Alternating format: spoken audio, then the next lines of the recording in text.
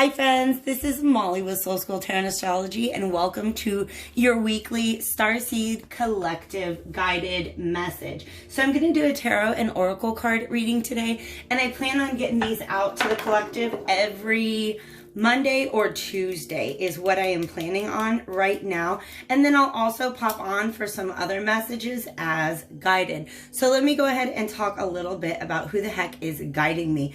I mentioned in, I did an introductory video. I don't know how many people actually saw it, but I mentioned that this enterprise was, I have been led in by a council of light beings that I refer to as Arcturian. I do believe that they're fully Arcturian light beings who I have had a relationship with over many incarnations, which is focused on emotional healing modalities, okay? They're very instructive, and right now they're actually asking me to do a little smudge of the area. So this is some lavender leaf, and it's really great for breaking through any sort of tension, nervousness that might be in the air, and it's very calming.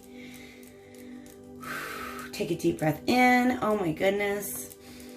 And then go ahead and let that out. I love it, you guys. By the way, this is a fan that I got in Tulum, Mexico. It looks like a cheap souvenir, which honestly it is, but I do consider that to be a sacred site. If you guys ever want to take a pilgrimage, if you will, to an ancient sacred site, I highly recommend Tulum, Mexico. It is an absolute jewel of the world. There are a lot of Mayan ruins down there in the area. And if you guys don't know much about the history of the ancient Mayans, definitely feel free to research that and understand them as star beings as well, because that is a very noble and rich history of star beings on Earth. So I just kind of want to point you guys in that direction, let you guys know about that since I was using the fan. So let's go ahead and get back to this collective, or this council of star beings that is essentially here to guide me. Really, the overarching mission that I have here is to help put people into contact with other starseeds. So please do not join just for the videos. Feel free to poke around at the names of the people who are commenting below so that you guys can share some ideas and resources and get to know each other. Also, do please feel free to join my Starseed Collective forum. That's just an online forum. It's super empty right now. It has a post that I made about my Syrian origins, and I talk a little bit about that. But I do want to go ahead and talk about why emotional healing modalities are so important to the Starseed mission at this time. I talked a bit also in another video, I'll go over it very briefly here, how one of the problems, I guess one of the karmic lessons that Earth is working through right now is its demonization, its assault of the divine feminine energy. All right, now that divine feminine energy is very important because it is what is primarily, it's an energy that's very helpful when it comes to recognizing our emotions, talking about our emotions, and healing our emotions. Past civilizations that struggled with that also struggled on a much larger karmic scale. And that's why many of us are here on Earth today, to try to help prevent Earth civilization from going down the same path, making some of the same choices that we did, karmically speaking, in our home civilization. So emotional healing and exalting the divine feminine are going to be two very important parts of this channel, but that's not all it's going to be about, you guys. I love talking about metaphysics, galactic history, bigger issues like that. So let's go ahead and see what we've got. These are your weekly vibes. Typically I just pull out one of these, but I was guided to do a couple. Do you see how we have these archways? I'm so sorry, guys. All right, I'm trying to give you a good view. This is Starkeeper, Lost Lands, and High Wraith, all right? And this is obviously a big kind of spiral galaxy, but do you guys, the guides are showing me, do you guys see these archways here, all right? Many of you are literally on the edge of opening and being able to step through a portal in your mind with your conscious abilities. What you guys have been working on in meditation and astral projection, you are literally, there's actually a lot of messages in this book. In this deck that show a person standing right in front of a portal just about to pass through it. And one of the messages that comes along with this deck is actually that your heart is a portal. So for a lot of you guys, you have unlocked the secret to manifestation and interdimensional travel. A lot of people don't understand. It resides in the heart. The heart is your time machine. It is your spaceship, so to speak. So that, my friends, is why emotional healing is so terribly, terribly important, because the civilizations and societies on Earth have not given that enough attention, and that is leading them down a very scary karmic path. So that's what we're here to help with. Lost Lands is what came through here. Soul, memories, and gifts. You've done this before.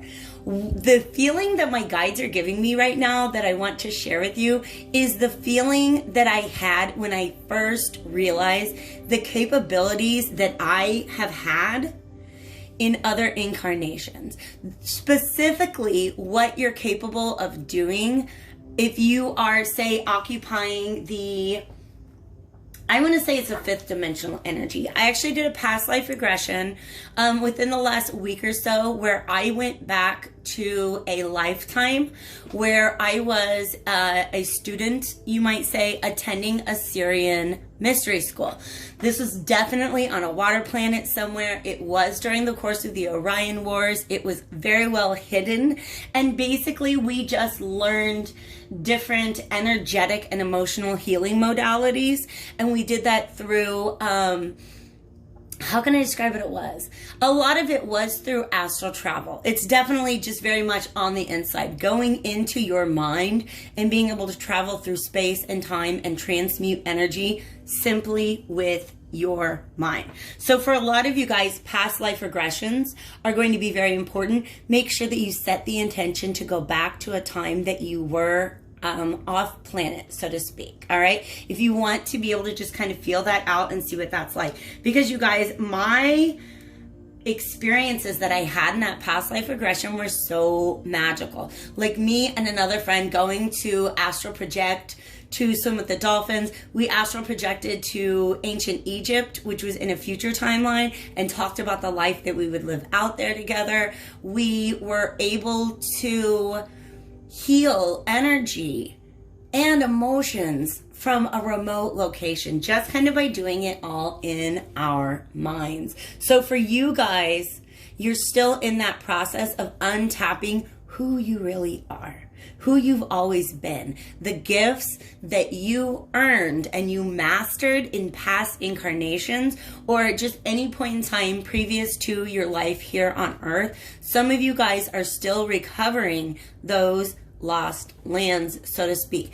This does also remind me a lot of the city of Atlantis. And I say the city of Atlantis, that's actually a misnomer. Atlantis was a continent. It was a giant civilization. It lasted for a very, very long time. So people who have memories from Atlantis, they can all be very, very, very different memories because they may have lived in different times and places during the Atlantean civilization. Right now, though, they're pointing me to a conversation. Let me put this down so I can make a note. If you guys are not on Gaia, I recommend you guys sign up. It is billed as the Netflix of spirituality, and there is an interview right there.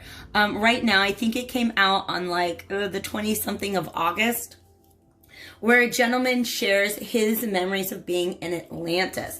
And the interviewer has those memories as well, of their just different times, different places in Atlantis. And so what they essentially talk about as being the one main thing that could solve a lot of problems on Earth right now is free energy. The use of free energy in Atlantis completely, I mean, it just created a kind of civilization and society that was so very different than anything that we can conceptualize today. Because imagine, look, how much of our world is run on this fighting over energy sources. And they're all very, most of our energy sources that we use right now are very unsustainable. They're actually depleting our Earth, which again is an assault on the divine feminine. So I'm not going to hit that one too hard because I don't want any of my masculines to feel uncomfortable. I want to give shout outs as often as possible to all my masculine starseeds out there who are doing the work to overcome the status quo that they have been handed. Because a lot of us, here's something that's hard for me, you guys. I don't understand how people can be so emotionally detached at times.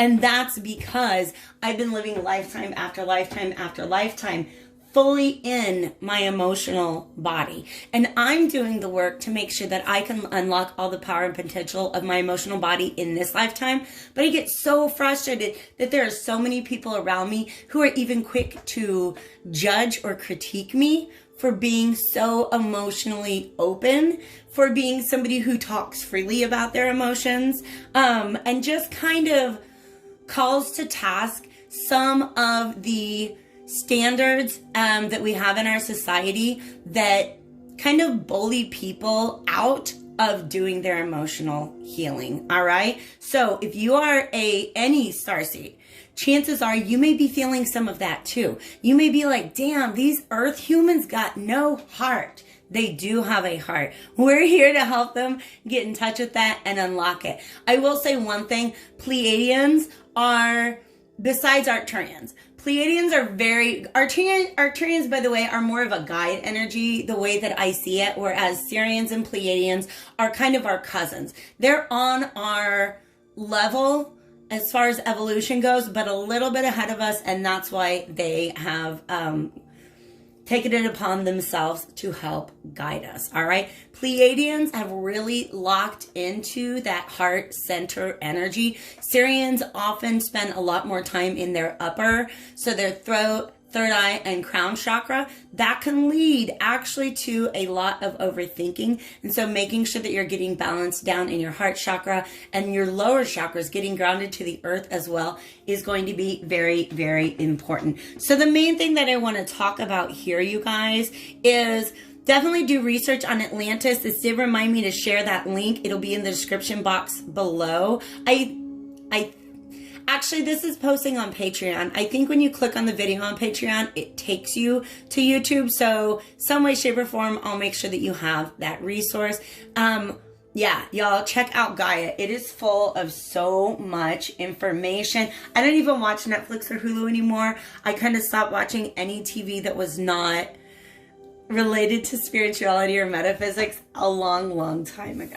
All right, so our second card out, and mind you, you guys, I think this is going to be a long reading. If you don't want a whole big long reading, you guys obviously skip through the parts that make sense to you, but this is just the opening energy, and I'm really going hard on these cards, but that is, of course, the guidance of the collective. Starkeeper, Cosmic Ancestor, see the light by staying grounded. This is very important. The message that they're giving me right now is some of you guys are so excited about your starseed status and about connecting to your star family and learning about galactic history that it's easy to forget that our role is to take that magic, that light, that wisdom, that knowledge, and to anchor it here on Earth. But also, this is a very good reminder for those of you who, like I said, might be spending too much time in your upper chakras, in your throat, specifically the third eye, the crown, soul star, whatever chakras you're working on,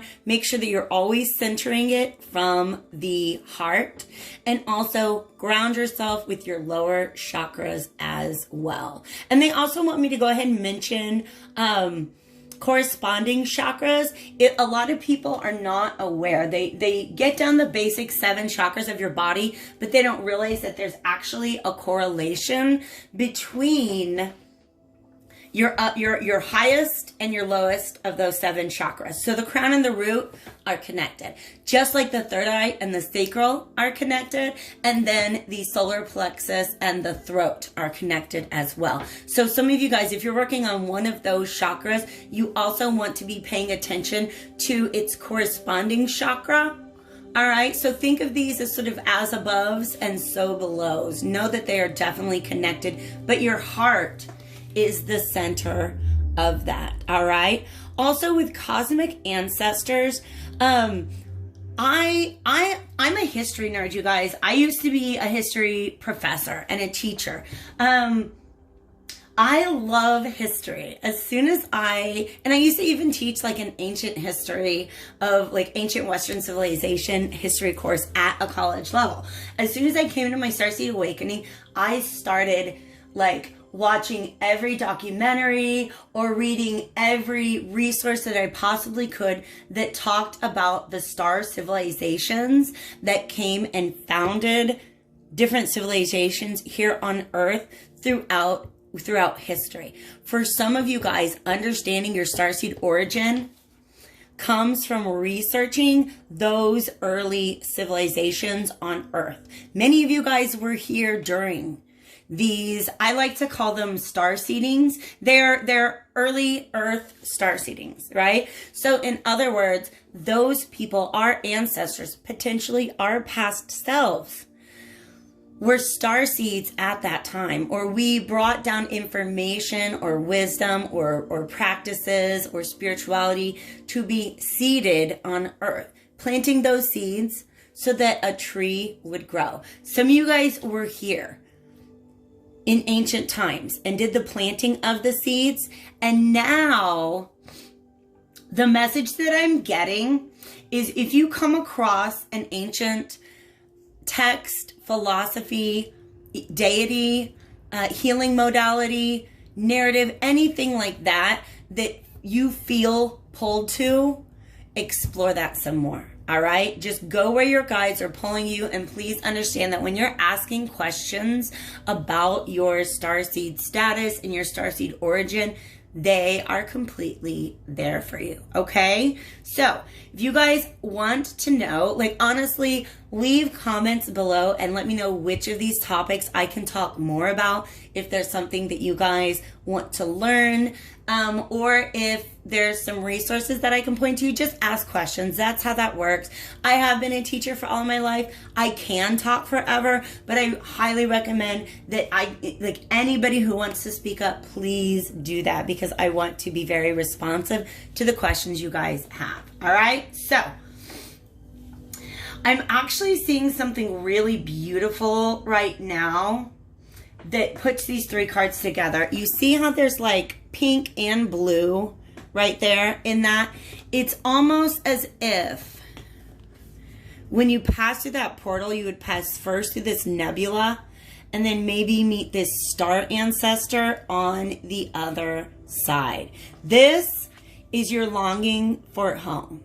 This is homesickness, but it also can be, you know, once you really start looking at galactic history, you can end up feeling very, very small inside of that world. Because to tell you the truth, you guys, once you begin to learn about all the other civilizations in our galaxy and their very long history and all of the part of our history and wisdom on Earth that has been hidden from us in modern historical narratives, you start to become it's easy to become a little homesick through that, okay? So this homesickness, and also, like I said, the bigness of it, like the bigness of the universe right now is like 10 a million times what it was before I started researching any of our galactic origins. So, speaking of our galactic origin, I'm now going to go to the Galactic Heritage cards. These are by Lisa Royal Holt. Lisa Royal Holt wrote the book, The Prism of Lyra, and several other really great resources. She actually has a website with a ton of free resources. So I'm making a note right now to share Lisa Royal Holt's website. Make sure you check out her library. There are also some audios that were taken at different conferences that she has done in the past. So you can learn a lot about her. A lot of her focus, especially in working with a consciousness named Germaine over the course of several years, was to essentially tell the story of our sister civilizations, if you will. That's kind of how I refer to Pleiadian, Sirian, Orion, Arcturian, and then Earth civilization, of course. We're all here in the same part of the galaxy, and so we have an overlapping history. But she also does a really good job of talking about some of the karmic cycles that those other civilizations went through. And there's a lot that can be learned from that. For some of us, that is why we're here, to help repair older, I guess, karma that our civilization earned. Oh my gosh, that's it. We can actually really help a lot. That's right. Oh my gosh, let's do this. I understand exactly what you guys are talking about. So, with these, unless I mention that the star system is important, and unless I might include a little bit of their history, if that's something that I can remember, I'm going to pay less attention to the star systems and time streams listed here and more to the messages that I'm getting from my guides. Wow, I feel this very deeply. An imbalance in positive polarity. Positive polarity doesn't mean just like running around showering people in good vibes. It actually, positive and negative are other words for masculine or assertive, outward focused energy versus feminine, which is the negative, receptive, inward focused energy. So an imbalance in positive polarity, an example of that could be what we call on Earth toxic masculinity, which is something that I talked about before. I think I started giving a shout out to all my masculines out there. You guys, if you are working to break the status quo of how emotions are discussed and experienced and dealt with on Earth right now, I want to send you a cookie. Like, I want to bake you a dozen cookies, all right? Like, that's how much I appreciate that is what's happening in the world right now. I do have a grown son who's 21 that I raised on my own. Oh my gosh, you guys. I can understand the challenges, just the narratives about masculinity that are being passed on to young men, boys and men as they're growing up, that continue to perpetuate into adulthood. So imbalance and positive polarity is once again making sure that we're making space for the feminine within all of us. All right. That's a very good point. Thank you. Guides are letting me know that there are many of you out there that when you find out about your starseed status or when you have a question, you go into this aggressive pursuit of information and you're using your rational mind. And that is very much centered on the masculine or positive polarity. What you're being asked to consider doing is to put yourself in more of a receptive mode, because I will tell you the truth. I've come across a lot of external information about what it means to be a starseed and what's the galactic origin and all that stuff. And none of it was nearly as informative to me as simply going within and talking to my own guides. All right. So the way that this relates to the Pleiadians, actually in the past, when I say that the Pleiadians are very, very strong at working from the heart center, part of that is because there is this long era in the past where the Pleiadians did not look at their shadow. They didn't look at anything that they saw as being dark or hidden or negative. And because of that, they lived in a world where their heart chakras are very, very blocked. And having to learn how to listen once again to one's heart is something that the Pleiadians have mastered. And that's part of what Pleiadian starseeds are here to do right now, is to help heal the heart of the Earth collective, and especially of the divine masculine, and to help provide ways of thinking, talking, being, experiencing our emotions that can help to exalt the negative or feminine polarity. All right. Now, deep polarity. Somebody once said to me, duality is a fact of life. Polarity is not. All right. So there's always going to be two ends of a spectrum. But what Spirit's saying to me right now is do not forget the existence of the rest of the spectrum. So in other words, don't just think black and white, positive and negative. Understand that these are terms that are helpful to us in conversation, but when it comes to experiencing these energies, we need to realize how destructive and damaging a deep polarity can be. All right. And when I'm talking about that, it's like, people, let's imagine, because you can see this out there. Like there are lots of people out there who are fighting for, let's say, the cause of alleviating poverty. And they have very different ideas about the best way to do that. Well, guess what? Those are not enemies. Those are two people on the same end of the spectrum, but they look at each other as if they're on opposite ends of the spectrum, right? So it really is about perception. For some reason, they're calling me to this orange, which is associated with the sacral chakra. All right.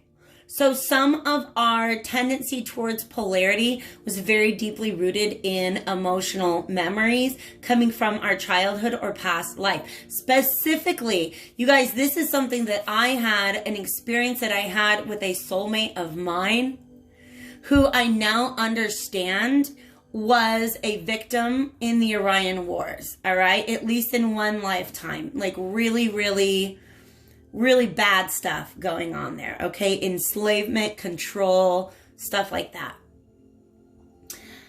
And even now, many lifetimes later, because this is somebody I've been through many lifetimes with, many, many lifetimes later, their sacral chakra is still deeply, deeply affected by the polarity of the Orion civilization. Now, this is, of course, in the past. If you guys don't know about the Orion Wars, definitely Lisa Royal Holt is going to be a very, very good resource.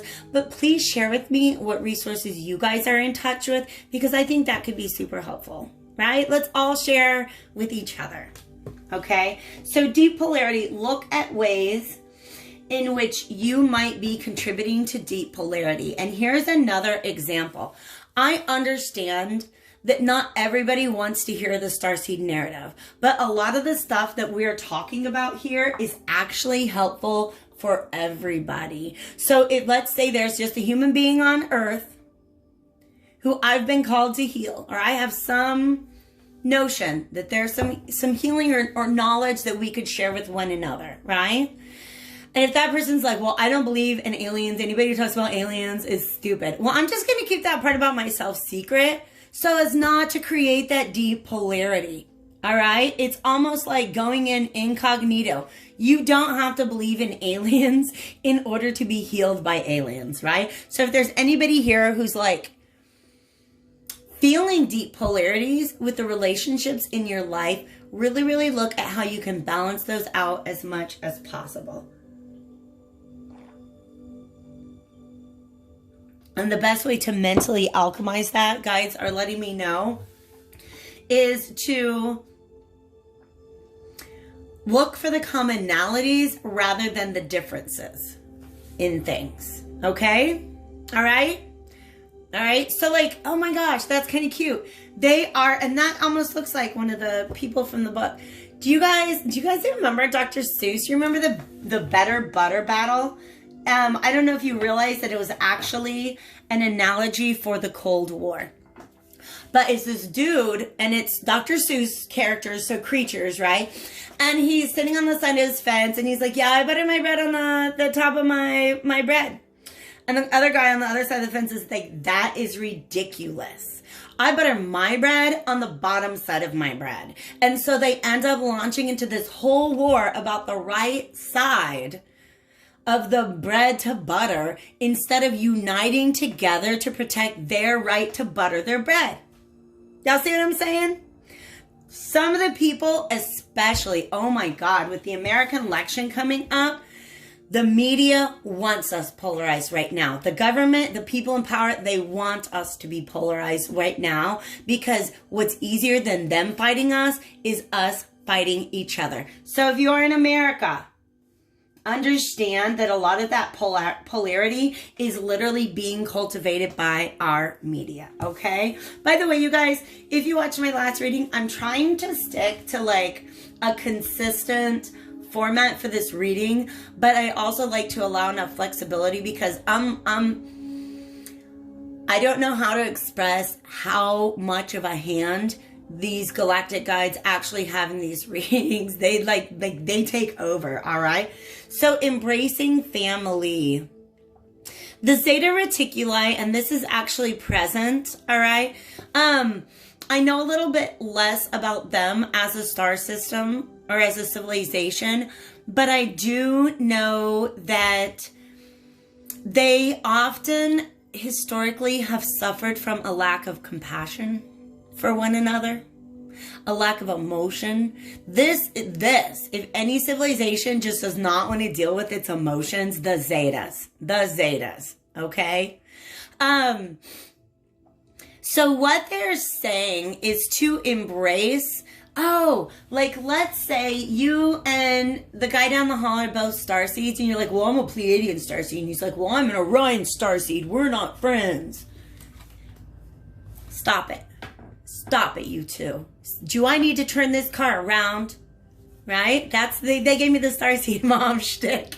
All right? So this is also about making these connections. The ones that we're making right here on this channel and in the Starseed Collective Forum. All right? Embrace, seek out people who are in alignment with your vibration, your values, and your version of reality. It doesn't have to be the same. Just make sure that you exist in a way that you attract people you can coexist with, all right? Because the more of this that goes on, and they want me to say this family, this does not mean the people that you were born into. And in fact, many of us starseeds were either born into or walked into families that have so little in common with us. All right. And also with the model of, you're right, the Zetans. Okay, let me go ahead and say that. The karmic lesson that Earth civilization is going through right now that relates most closely to the Zetan civilization is around the construction of families and the narrative around families, all right? So compare the modern narrative about families on Earth to a traditional narrative about families on Earth. In fact, I'm very much in favor of defunding the police, but I also think we need to not take all that money and give it to child and family services or social workers that actually police family units and make it difficult for people with more traditional family unit styles to maintain that life once they're in a state of poverty. Once they ask for help from the government will come in and police their family situation. So in other words, if it's the best thing for your family that your daughter goes to live with your sister, they're going to critique that. They're going to judge that. They've got laws about that and everything, right? So that's just showing how our society, in ways that we don't even know, we don't even understand all the ways in which our society attacks the family unit. All right. So supporting the family unit as much as possible, but also understanding it's okay to detach from your toxic family unit. Because a lot of us were born into families that, rather than following a more traditional model of family, they do have something more modern that is a lot more toxic and codependent. Okay. Oh my gosh. I had a couple decks I was going to get into with you guys, but I think I'm just going to go ahead and get out. I'm looking for about 4 or 5 cards from this tarot deck, this inversion tarot. And then I just really, like I said, this has already been such a long message. Okay, they're giving me permission to skip the tarot. And I am going to go to the Magical Menagerie deck. This is a deck that they definitely guided me to. And there's the Green Man, the Wood Woes. Let's go ahead and talk real quick about this deck. If you guys are interested in my decks, you can go to my website, soulschooltarotandastrology.com. You can click on the link and find any of these. I do not have the Galactic Heritage cards listed, but you can find and purchase those, I believe, on Amazon as well. Okay, purchases made at any of these links do help the mission. So this is a collection of primarily ancient Greek and Celtic mythological creatures, and I do have to use the book sometimes to look up the definitions. But if you guys don't know, like, both of those traditions, Greek and Celtic, were of course very, very, very strongly influenced by star civilizations. I, in fact, have a very close connection to the Tuatha De Danann of Ireland, and I'm talking about a very close past life connection. Okay, those are 5th dimensional beings. The Fae are real, and actually, the way that they've been approaching me would like very much to resettle on Earth, and I feel like I have a role to play in laying down the beginning of that foundation for the entities known previously as the Fae and the Tuatha De Danann, who I believe are actually residing in Inner Earth right now, but they would like very much to return to New Earth once it's possible. So that's another mission that I'm on. Anyways, these are archetypal cards that really help to put you in touch with your psychic gifts and abilities, your guides and your powers. And I think I'm just going to talk about Wood Woes because he won't go away. And I'll talk about Dagda. I love that. Let's do that. Sorry guys, I'm talking straight to my guides. But these are gifts or tools for you to take with you as you move through the week. Oh, and the Centaur. It's really interesting that these are both masculine or positive polarity figures, okay? The Undine did show up also on the bottom of the deck. This simply represents our emotional capacity. So I'm going to go ahead and lay that over there because that's the vibe that I was getting with those. Now, I will go ahead and read to you what this says about the Wood Woes, and then I will share with you actually the revelation that I was given by my guides about this. Ooh, the Wood Woes is all about manifestation. All right, so he's also associated with the Green Man. All right, there are different versions of the Green Man in in Irish and continental Celtic mythology. My guides let me know that this is actually an incarnation of the Dagda. The Dagda was one of the Tuatha De Danann. Okay, so that's beautiful. Thank you guys. Now it makes sense. So it's less about the Dagda and more about the fact that there was a point in my life where I realized, and this can be true for anybody out there who's a feminine, that I kind of hated men. I was really mad at men. I was mad at my dad. I was mad at my son's dad. I was mad at past lovers. I was mad at men. And that was difficult for me because I'm actually somebody who considers myself to have a very well-balanced masculine, inner masculine. But I just went through so many things where I was let down by men that I was almost at war with my own inner masculine. And I decided that I needed to balance out my inner masculine and feminine. And the best way to do that was to connect with a masculine deity. So I chose the Dagda.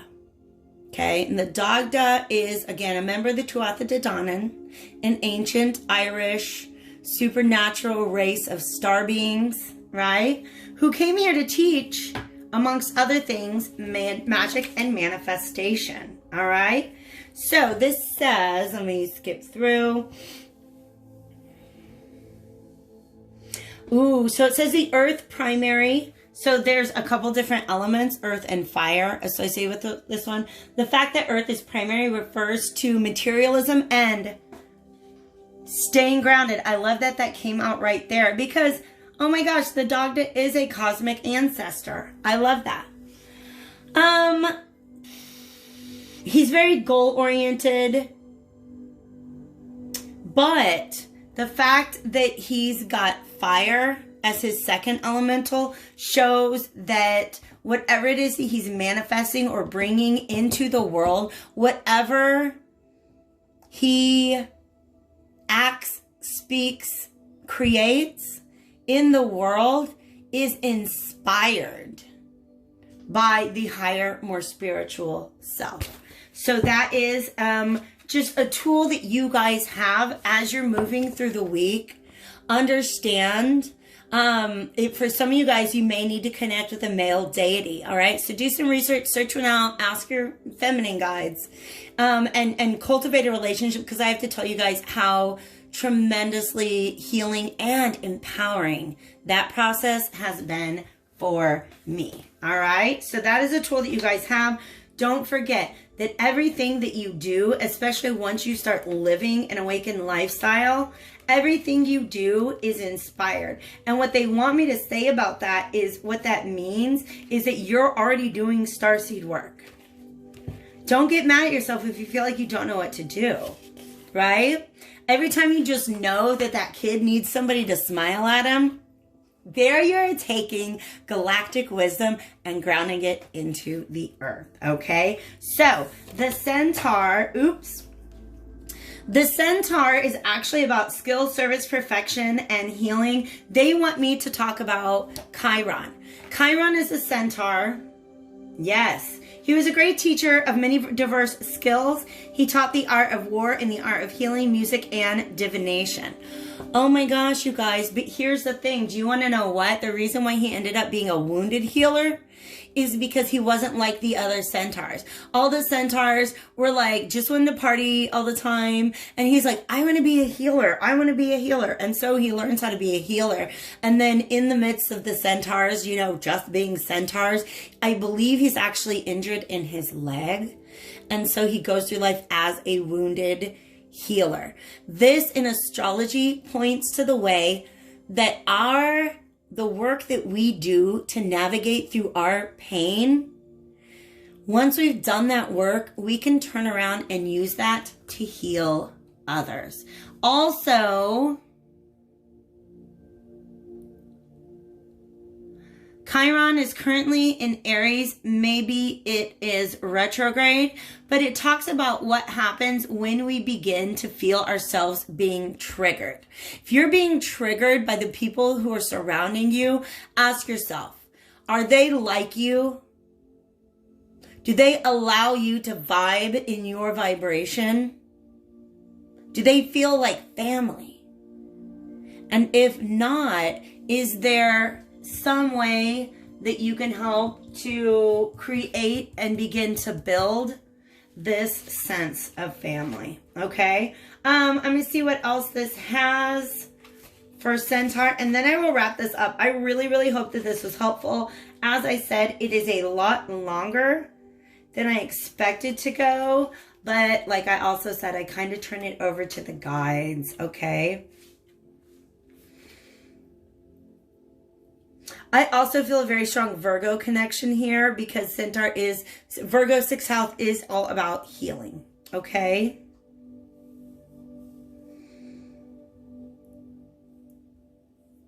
Wow. Okay. This is earth and water. So he has the practical knowledge and skills and tools. He knows about science and medicine and the arts and stuff like that. But he's essentially moved by water, by his compassion, by his emotion, by his intuition as well. All right? When all else fails, Centaur can be relied upon to restore order. Let's see what else here. Yeah, strong sense of duty. There's a particular urge to nurture the minds of the young. Water also confers a sympathetic and compassionate outlook. You guys, that just ties in with that example that I had about, you know, sometimes just being a better example for the children than the one that's been set for them now. Okay, I just saw 4444. I'm going to let that be the end of our message today. Go ahead and like and comment. I would love to hear from you guys. Let me know what other kind of stuff you would like to see on the Starseed Collective channel. And yeah, have a great day, guys. Take care.